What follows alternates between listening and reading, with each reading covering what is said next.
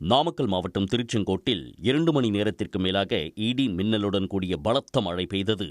இதனால் நகரின் பல இடங்களில் மின்சாரம் துண்டிக்கப்பட்டது.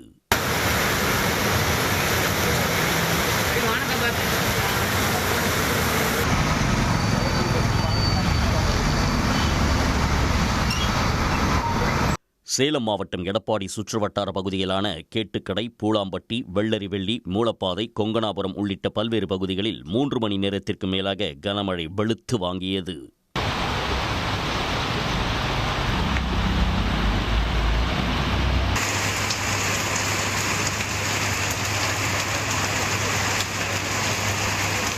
விருதுநகர் மாவட்டம் ராஜபாளையம், அருப்புக்கோட்டையில் வெயில் சுட்டெரித்த நிலையில் மாலையில் 1 மணி நேரத்திற்கு மேலாக கனமழை பெய்தது.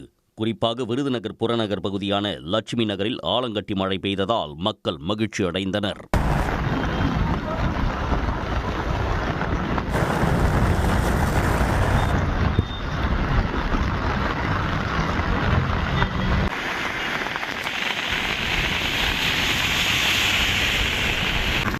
திருச்செந்தூரில் பெய்த கனமழையால் முருகன் கோயிலின் உபகோயிலான பந்தல் மண்டபத்தில் அமைந்துள்ள சிவன் கோயிலுக்குள் மழைநீர் புகுந்தது.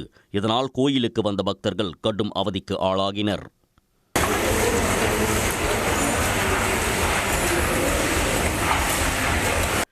நாகர்கோவில், பார்வதிபுரம், வடச்சேரி உட்பட பல்வேறு இடங்களில் திடீரென பலத்த மழை பெய்தது. இதனால் வெப்பமும் தணிந்து குளிர்ச்சியான சூழல் நிலவியது.